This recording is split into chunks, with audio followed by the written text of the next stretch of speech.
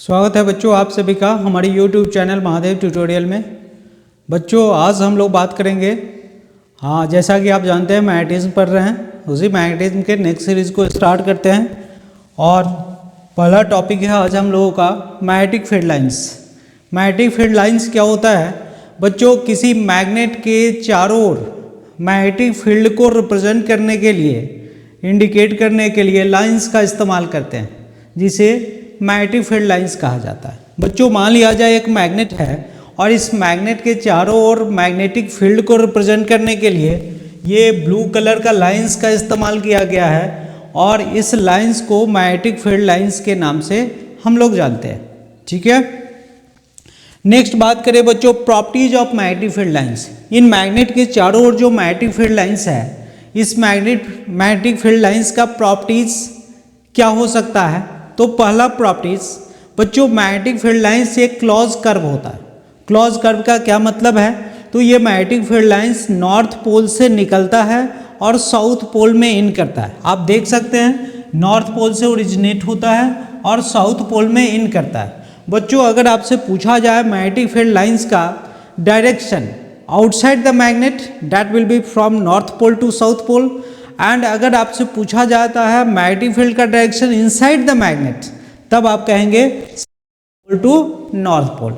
यानी कि मैग्नेट के अंदर मैग्नेटिक फील्ड का डायरेक्शन साउथ पोल से नॉर्थ पोल की ओर होता है और मैग्नेट से बाहर मैग्नेटिक फील्ड का direction north pole to south pole होता है। इस तरह से magnetic field lines close curve बनाता है। फर्स्ट। सेकेंड बात करेंगे, मैग्नेटिक फील्ड लाइंस पोल के पास एक दूसरे के काफी करीब होता है।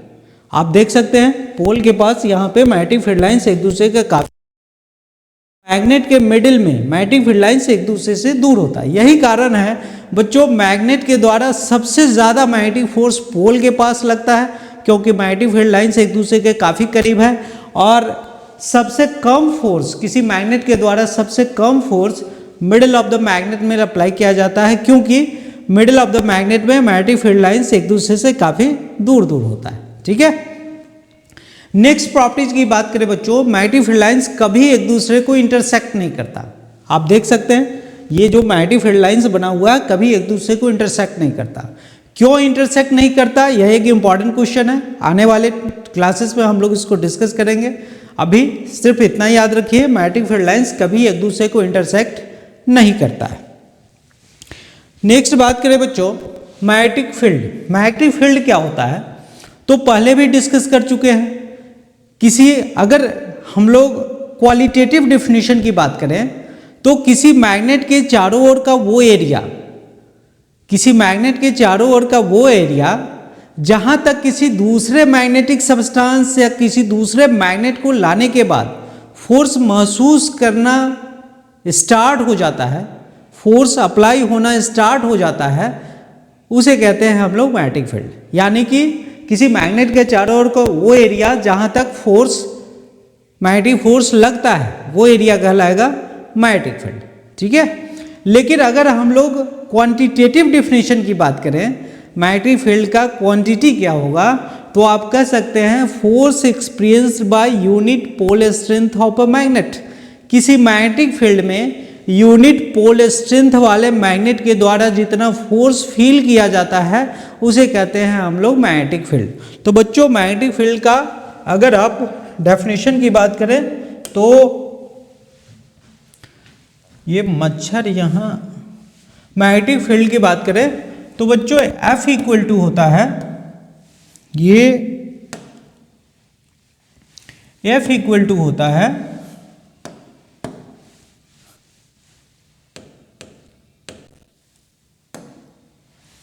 F इक्वल टू होता है M इंटू बी वेक्टर और इसका मैग्नीट्यूड। लेकिन मुझे क्या फाइंड करना है बच्चों? मुझे फाइंड करना है मैग्नेटिक फील्ड। तो बी वेक्टर का क्वांटिटेटिव जो डेफिनेशन है ये हो जाएगा बच्चों magnitude of force divided by M। इसका क्या मतलब है? तो इसका सिंपल सा मतलब है किसी यूनिट पोल स्ट्रेंथ वाले मैग्नेट पे मैग्नेटिक फील्ड में जितना फोर्स लगेगा वो मैग्नीट्यूड होगा मैग्नेटिक फील्ड का। ठीक है बच्चों, यह एक वेक्टर क्वांटिटी होता है। मैग्नेटिक फील्ड एक वेक्टर क्वांटिटी होता है। डायरेक्शन की बात करें तो मैग्नेटिक फील्ड का डायरेक्शन मैग्नेट से बाहर north pole to south pole होगा और मैग्नेट के अंदर south pole to north pole होगा। एसआई यूनिट की बात करें बच्चों, मैग्नेटिक फील्ड का एसआई यूनिट टेस्ला होता है जिसको कैपिटल टी से रिप्रेजेंट करते हैं। और सीजीएस यूनिट की बात करें तो इसे गॉस कहा जाता है। 1 टेस्ला और 1 गॉस में क्या रिलेशन है पिछली क्लास में डिस्कस किए थे हम लोग। 1 गॉस इक्वल टू 10⁴ टेस्ला होता है। ठीक है बच्चों, ये मैग्नेटिक फील्ड को मेजर करने के लिए एक इंस्ट्रूमेंट भी होता है जिसको मैग्नेटोमीटर कहा जाता है और इस मैग्नेटोमीटर की मदद से चेंज इन मैग्नेटिक फील्ड हम लोग डिटेक्ट कर पाते हैं। नेक्स्ट बात करें force on a magnetic pole. किसी मैग्नेट को मैग्नेटिक फील्ड में डाल दिया जाए तो उस पर कितना फोर्स लगेगा। मान लेते हैं हम लोग कोई एक एरिया है जहाँ पे मैग्नेटिक फील्ड का वैल्यू बी वेक्टर है और वहाँ पे इस मैग्नेट को लाया जाए तो बच्चों फोर्स का जो वैल्यू होगा, force will be equal to pole strength into magnitude of B vector. ठीक है, फोर्स का जो वैल्यू होगा वो pole strength into magnitude of B vector. अगर यहाँ पे पॉजिटिव पोल स्ट्रेंथ है, नॉर्थ पोल है, तो बच्चों फोर्स का जो डायरेक्शन होगा वो डायरेक्शन इन द डायरेक्शन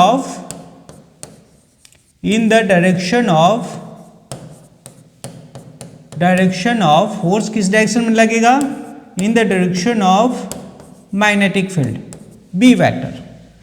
और अगर निगेटिव पोल स्ट्रेंथ की बात करें बच्चों, negative pole strength into B vector, force का अमाउंट तो वही होगा लेकिन इसमें फोर्स का जो डायरेक्शन होगा, इसमें जो फोर्स का डायरेक्शन होगा that will be opposite in the direction of magnetic field.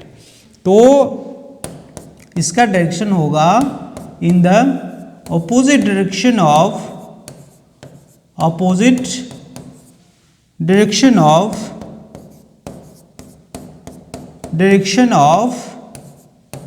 B vector.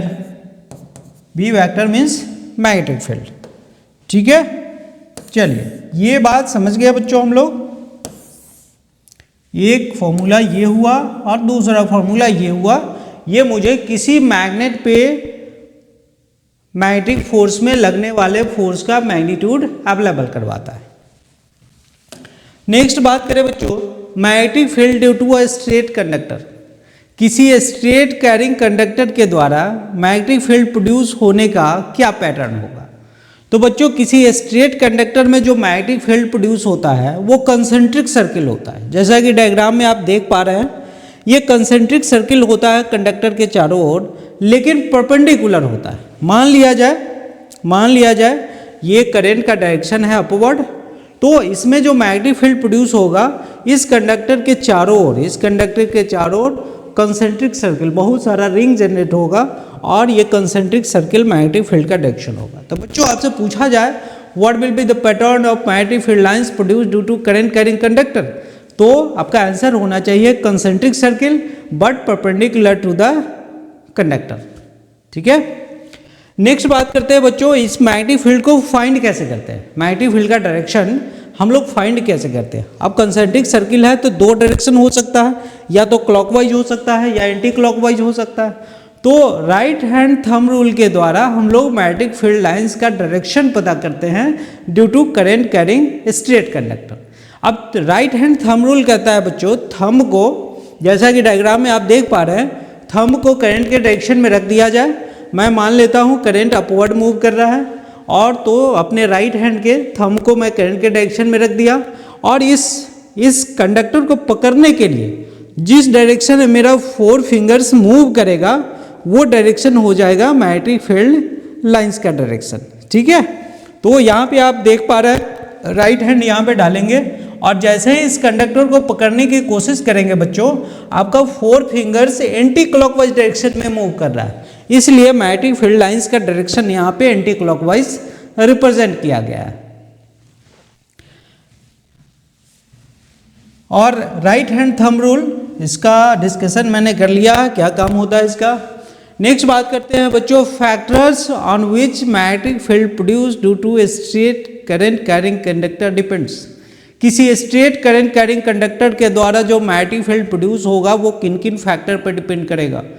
बच्चों मैं बता दूं, दो फैक्टर रिस्पॉन्सिबल होता है, एक अमाउंट ऑफ करंट और दूसरा डिस्टेंस फ्रॉम द कंडक्टर। जितना ज़्यादा अमाउंट ऑफ करंट होगा कंडक्टर में, मैग्नेटिक फील्ड लाइंस उस कंडक्टर के चारों ओर उतना ही स्ट्रांग होगा, यानी कि magnetic strength of the magnetic field is directly proportional to amount of current. Second बात करें बच्चों, मैग्नेटिक फील्ड लाइंस जैसे जैसे आप देख पा रहे हैं कंसेंट्रिक सर्किल बनेगा, तो ये कंसेंट्रिक सर्किल ये करंट कैरिंग कंडक्टर से दूर होता चला जाएगा, और जितना ज़्यादा दूर होगा मैग्नेटिक फील्ड लाइंस उतना ही मैग्नेटिक स्ट्रेंथ इसका कम होगा। तो आप कह सकते हैं magnetic strength is inversely proportional to distance from the current carrying conductor. तो बच्चों एक मैंने लिखा magnetic field is directly proportional to amount of current, और दूसरा है magnetic field is inversely proportional to distance. ये डिस्टेंस की बात करें बच्चों, तो यहाँ कंडक्टर से ये डिस्टेंस रिप्रेजेंट किया जाता है, जितना ज़्यादा डिस्टेंस होगा उतना ही मैग्नेटिक स्ट्रेंथ का वैल्यू कम होगा। ठीक है बच्चों, आज के लिए हम लोग अपना लेक्चर यहीं पे समाप्त करते हैं। नेक्स्ट क्लास में फिर से अवेलेबल होंगे नए कॉन्सेप्ट के साथ। बच्चों एक बार कहना चाहूँगा, अगर आप वीडियो देखते हैं तो निश्चित रूप से लाइक और सब्सक्राइब किया कीजिए, क्योंकि आपका एक लाइक, सब्सक्राइब और कमेंट मेरे लिए एनर्जी का काम करता है, और नेक्स्ट वीडियो फिर और एनर्जेटिक होकर आपके लिए मैं बना पाऊँगा। Thank you for watching.